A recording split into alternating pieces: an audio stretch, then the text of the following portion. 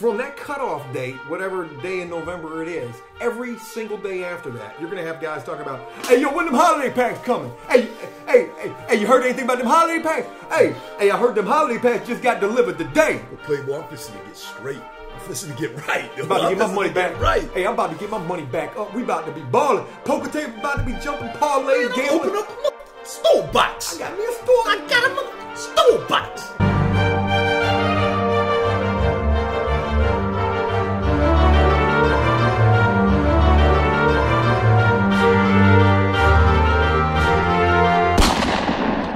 What's going on, everybody? We're back. After Prison Show podcast number... It should be number 5 if we dig up. There's one in the archives, I think. There's one on the archives that never got posted. It was on Patreon. Yes. So we're going to go ahead and call this After Prison Show podcast number 5. And joining me, of course, the infamous Mr. Yanni. Definitely has been a while since we've had you around, Yanni. And I just want to say, first and foremost, it's really good to have you back. Yeah, I mean, it's really great to see you. I haven't seen you in a little while, and... we had a little bit of a falling out. Yeah, a little bit. A little bit of miscommunication. No big deal. It's due to the fact that, I think you and I have, really similar intensity. We want everything to be really good, and we want everything to be sort of on time, and we want everything to be according to plan. And, when you've got multiple people involved and multiple schedules, because here I am just getting out of jail, and I've got a million things, man, that I'm trying. The license, the car, the job, the living situation, money, food, a tent so I can live behind, the local Bilo. There's a lot that's been going on since the last time we've seen you. It's probably been a couple of weeks at least since the last time that we were together. Yeah, but at least. Why don't you go ahead and talk about what's been going on with you, with your job, with your living situation, and the fact that you just did something pretty awesome, getting your license back. Congratulations on that. Thank you so much. 8 years.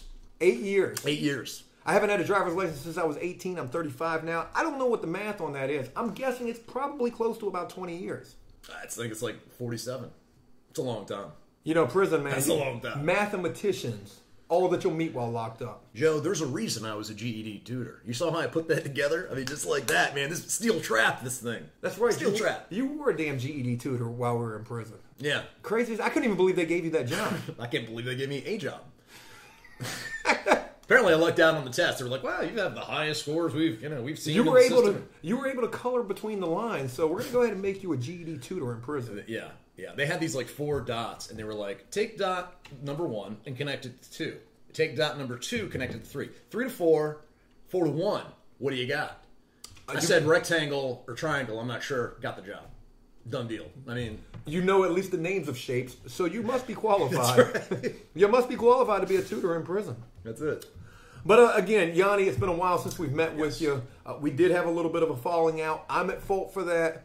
You're at fault for that. We both kind of got in our feelings over something really trivial. I don't even really want to bring up exactly what it was, but I think that we should. Okay. I mean, it's your show, Joe.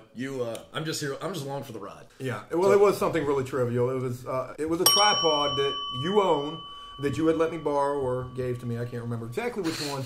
And you wanted the tripod back. I had I said, look, come get the damn tripod. If you want it, come get it.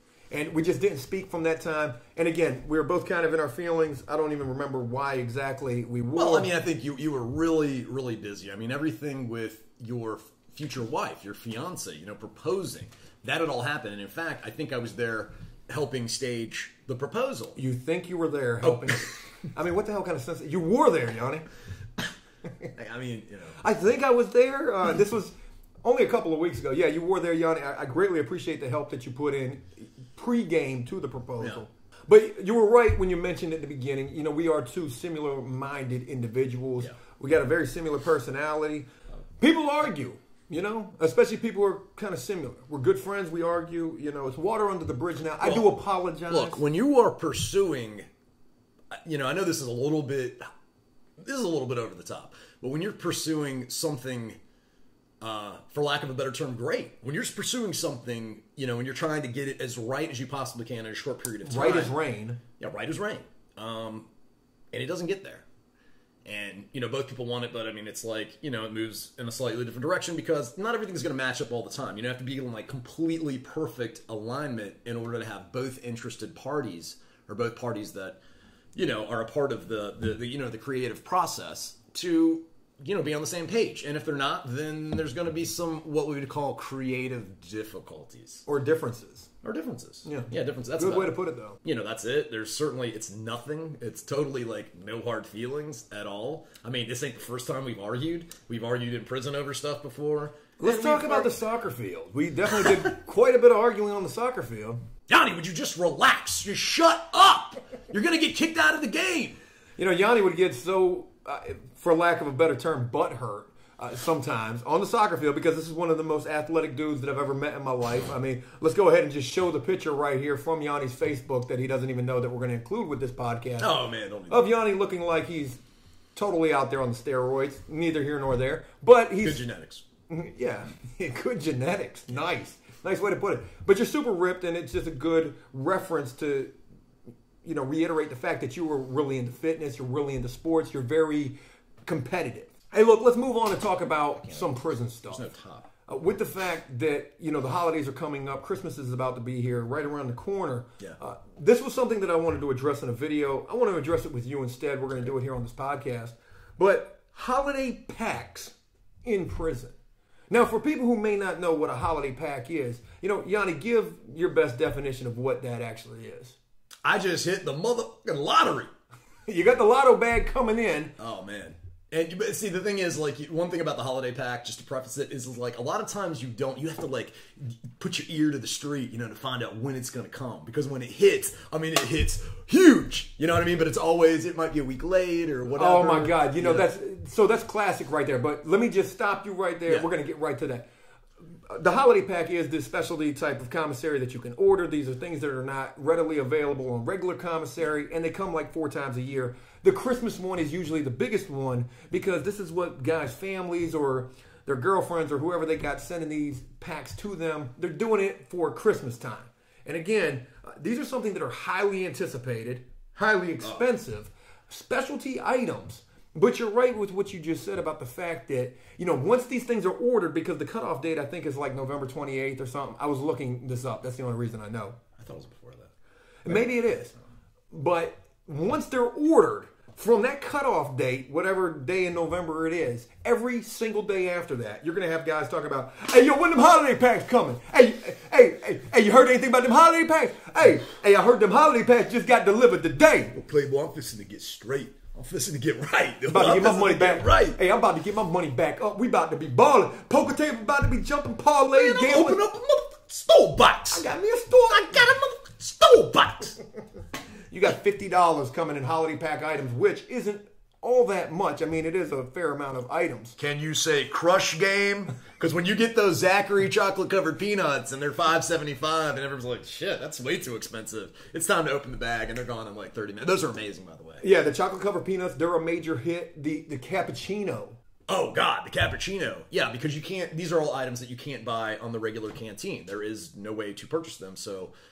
it is a one-time deal. It is a Christmas deal, and that's it. Because I think Indian Creek did we have quarterly? Did we have 2 packs a year or 1? They got 4 now. 4. It's DOCY. You can order them 4 times a year. Because when we were there, I think they were doing them 3 times a year. Yeah. But now they got it to 4 times a year because, of course, that's 4 times the amount of money they can make selling these items at this astronomical rate or astronomical price. They're really improving the prison experience. From like MP4 players to tablets, cable, tablets, 4 times on the holiday pack. Email. Why wouldn't you commit a crime? Honestly. New release movies on the weekend. I just did a video about not in Indian Creek. No, of course not. But at certain prisons, at certain prisons, you definitely have a lot more. St. Bride's had game systems in the gym, from what I heard. Oh yeah, we had an Xbox with Kinect, so like we would play like handball and bowling, and they had 5 Xboxes. Which of course people are going to hear this and they're going to be like, man, these people, man, prison ain't nothing, man. These guys are going to these cushy country clubs. And they're not even doing real time. And that's, complete. There's a lot of gang activity at St. Bride's. There's a lot of fighting at St. Bride's. There's a lot of stabbings at St. Bride's. We can't have horseshoe pit because somebody cracked open somebody's skull and killed them with a horseshoe at St. Bride's. We can't have softball because somebody cracked somebody's head open with a baseball bat multiple times, multiple people at St. Bride. So, but that's a good point that you bring up right there, because at a lot of prisons, that's why they got rid of the free weights, because guys were getting hit with these 45-pound weights and getting their whole head taken off their shoulders. Which is why they weld them together now. So now you have 150, welded, 225 welded to the bar. Right. And then so what you got to do is you got to tie dumbbells. Like if you're deadlifting, I'm trying to deadlift 375 or whatever. I got to tie onto a 225. I got to tie 275-pound dumbbells to either side with your belt, with your state belt. But we're getting off track. Let's get back on the holiday pack thing here. Holiday pack is rad. It is. It really is something the guys look forward to. These are the items that you're not going to be able to order from regular commissary. Again, a cappuccino, those chocolate-covered peanuts, the meatballs, there's the lasagna. But let's talk about these specialty items and the price of these. These little small chocolate-covered peanuts, they come in a relatively small bag, about $5, $6 for this. I mean, this is an astronomical price. The cappuccino, how much was that? The cappuccino skyrocketed. It was such a popular item, I want to say 3 years before we were released, maybe back in 2012, 2013, whatever it was. And I want to say you got 15 packs for $5. So it worked out to be something like, 40 cents a pack. Right. I think.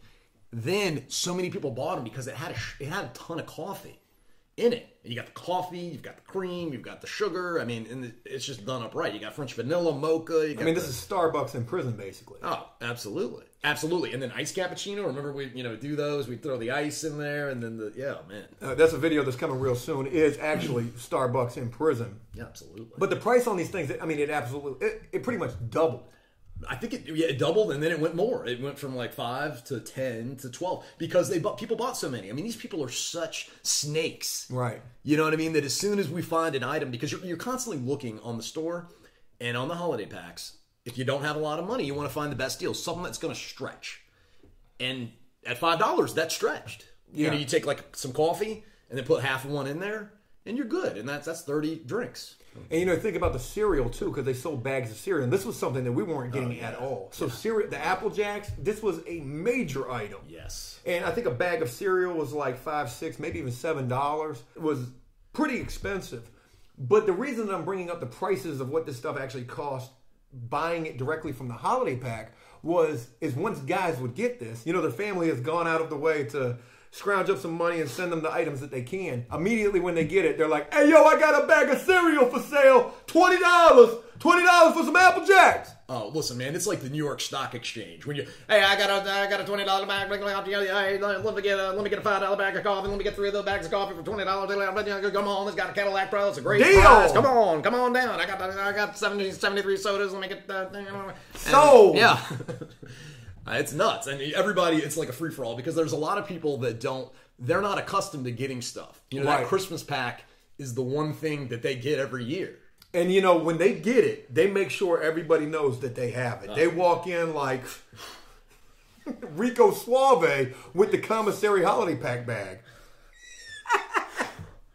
Yo, let's sling it over my back. Yo, let it touch the ground a little bit. Let me get a little drag to it. Why this thing is heavy right here. They done cleaned out their locker. They done waxed their shelves. They done tore up some sheets and put some little linen covers. They got rugs in their locker for these items, so they're going to make sure these items are sitting right comfortably. And a lot of them have already preemptively worked out deals, or even preemptively wrote out the meals that they're going to cook. I mean, these guys, they're making their wish list right there. Their meal cook-up. I'm going to do this on Monday. I'm going to take these meatballs and this lasagna and these Apple Jacks. And I'm telling you right now, we about to create something delicious. Man, that Apple Jack, man, it just sets it off, man. That's a game changer.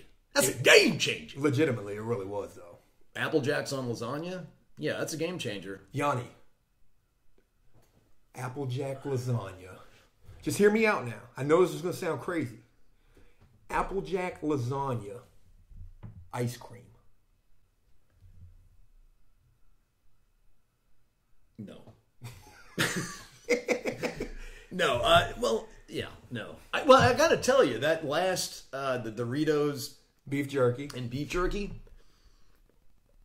that's probably one of the worst things I've ever eaten in my life. But I did it for you.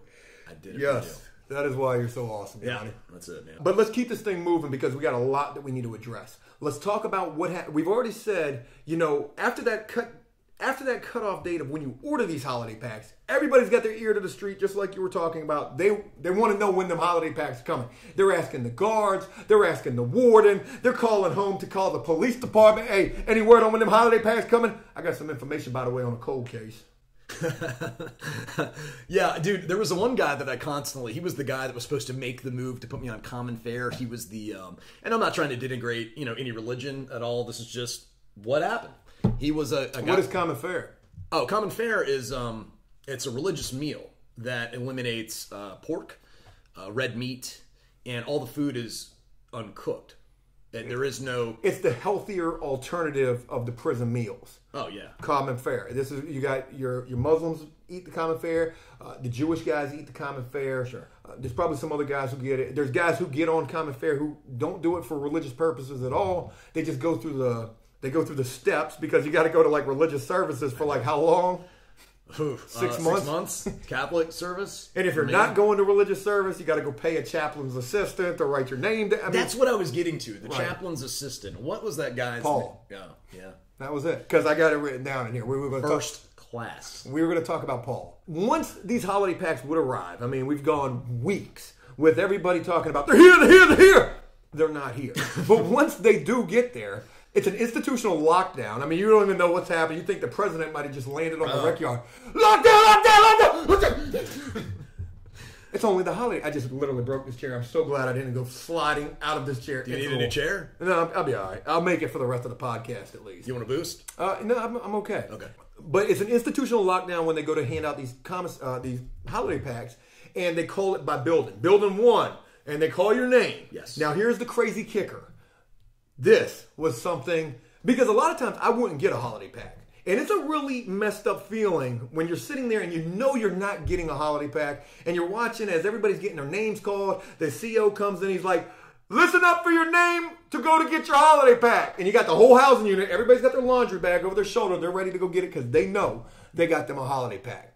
A lot of times I didn't get a holiday pack, so I would just sit back in the back and just be like, man, a holiday pack. Well, and then you're sitting there at your rack and you're just looking at everybody just go through this like cornucopia of, I mean, they look like they just pulled a convenience store. They just like hit a convenience store and then stuffed their bag and came back. And it's like a cornucopia of emotions as well, because you got so many. You'll never see prisoners more happy than on holiday pack day. Yeah. However, on the flip side of the coin, you'll also never see prisoners more distraught than when they're standing up there with that laundry bag over their shoulders, ready, because they know that 400-pound big block who's been holding them down this entire time. She done ordered them She'd have maxed them out on the holiday pack. She done ordered $150. Not only did she order them $150, she also ordered them 2 holiday packs. Put another holiday pack in Coffee Man's name. And while they're standing there waiting for their name to be called, and then their name is not called. I know that girl ordered me a holiday. Hey, CEO, you better check that list again. How many times you see that, Yanni? Countless times. And the people trading on that. Let me get a shot of coffee. I got a holiday pack. I'll get you back. Hey, let me get 2 soups, 2 sodas, 2 honey buns. Man, I got a holiday pack coming. I'm going to give you a couple of them cappuccino packs. Maybe a handful of them chocolate covered peanuts. Man, I got you, man. I ain't got no holiday pack coming. Here's them soups and the sodas.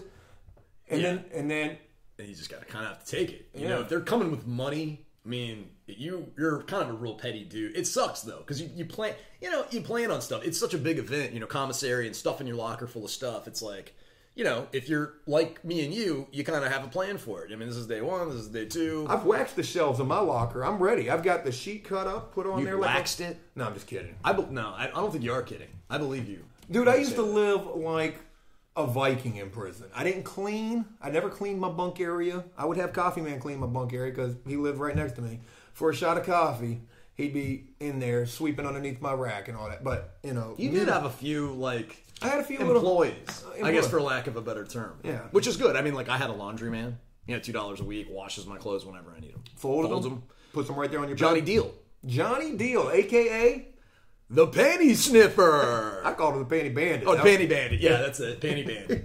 This was him. He'd always go, oh, it was just like that.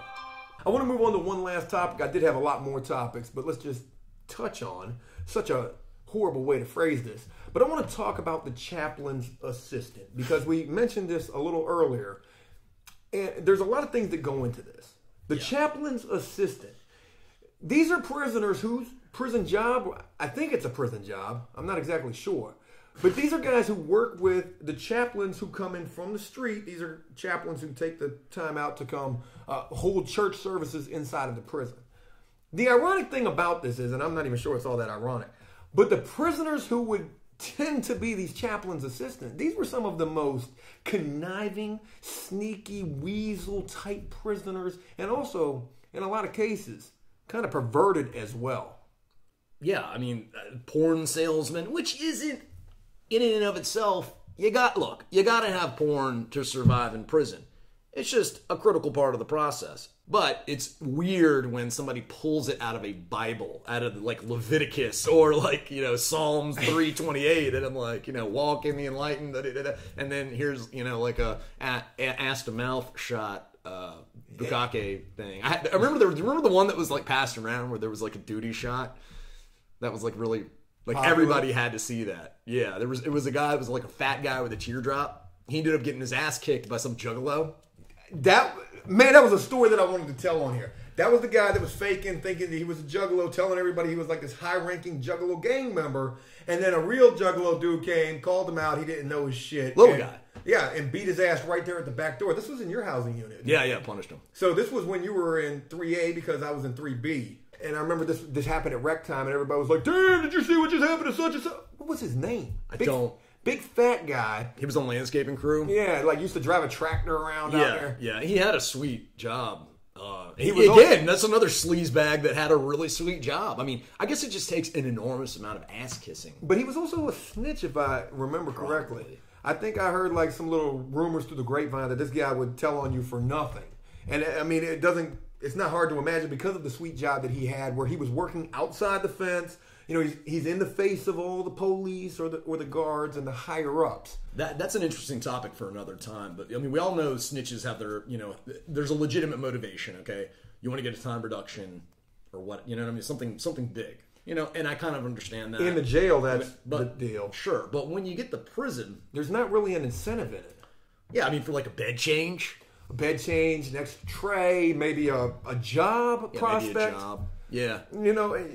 But we got off a track here. Yeah. Let's get back to these chaplain's assistants. This one guy in particular that we just mentioned earlier. We both know who we're talking about.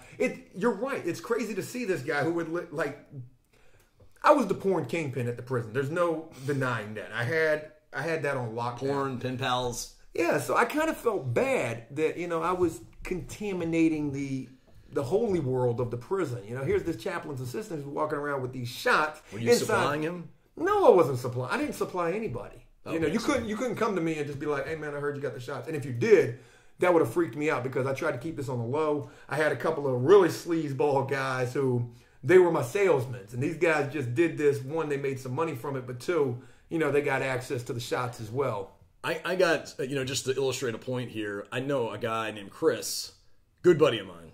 I know him from the street, and he got a.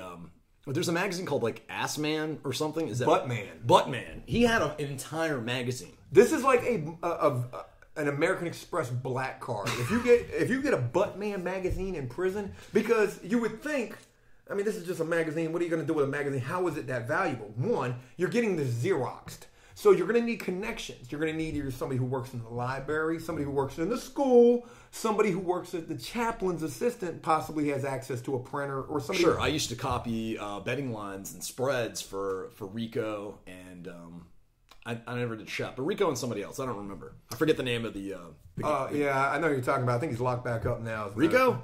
No, not Rico, but the other guy. Damn, I can't remember his name. Yeah, gambling tickets were another huge thing that you would need access to a printer to get printed off.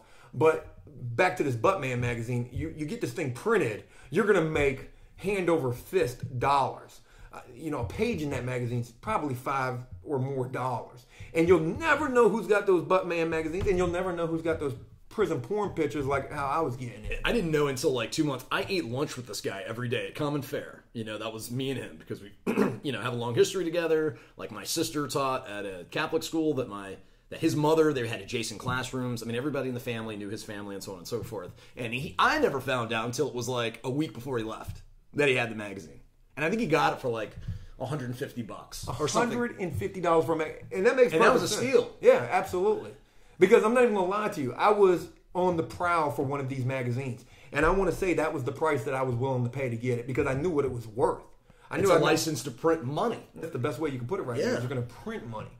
But I don't know. Like, I wanted to talk about these chaplain's assistants because... Oh, yeah, Paul. Yeah, because, if you think about the holidays, these are guys you got to go through to get Christmas cards. They would get the Christmas cards or Thanksgiving cards. You could get cards that you could send home to your family. And, I mean, it was just the craziest thing. Yeah, I mean, he's selling Christian Christmas cards that are stolen, out of the, he smuggled them back to the dorm and he's, selling them at a discount. He's selling porn. He tried to sell. I mean, we had a deal. I paid him money and everything to get me on the common fare list ahead of the 6 months. Excuse me. To get me on the common fare list ahead of the 6 months, like 3 months into it. Never, ever delivered. But when it finally hit 6 months, took full responsibility for it. Oh, yeah, that was me. I got you in there, man. I told you I had you, man. How much money you paying for that? Like $5. No, it wasn't a big deal. It wasn't a big deal. I mean, like, what else what other kind of slime ball stuff would you see some of these chaplain assistants do? Well, some of them are gay. Yeah, and that's where I was going was, you've got the bathroom that's right there in the chaplain's area, and you're going to have some pretty nefarious activities taking place inside of this bathroom. And sometimes it's going to involve some of these chaplains. I'm not going to say it was this guy because I don't think he was. He definitely, I don't think he was gay at all because this guy was such a sleazy dude. But he might have looked out. This guy was so sleazy when it came to the women who worked in the prison. I mean, he was only a step away from sniffing a chair. That's about the best way that I could put it. It wouldn't surprise me if he did sniff a chair. We've gone all over the place with this podcast. I really do hope that you all enjoyed this. I know, again, I can't emphasize enough that the topics were kind of all over the place. I do hope you got something really good from this. You enjoyed it nonetheless. And again, I want to say a real special thank you to Yanni for being back, for forgiving me. Hey, Yanni, I'm sorry. Joe, I'm not sorry. No, I'm just kidding. I am. I'm totally sorry. Well, I really am. I mean, whatever issue that we had, it's completely water under the bridge. I can't personally, wait to move forward and do some other stuff. Skits. I want to bring you on with the skits. I want to continue the podcast. I really want to keep this thing going because I feel like we were on to something really good and we were just about to get there. And then we had that little falling out. But we're back. And again, I want to say thank you for agreeing to still continue to do this. And I hope all of you enjoyed this and look forward to seeing more of these. If you did so, please leave a like and a comment letting me know exactly what you thought about this. And as always, until next time, enjoy life, the free world. Never take a moment for granted and make the most of every day. Peace!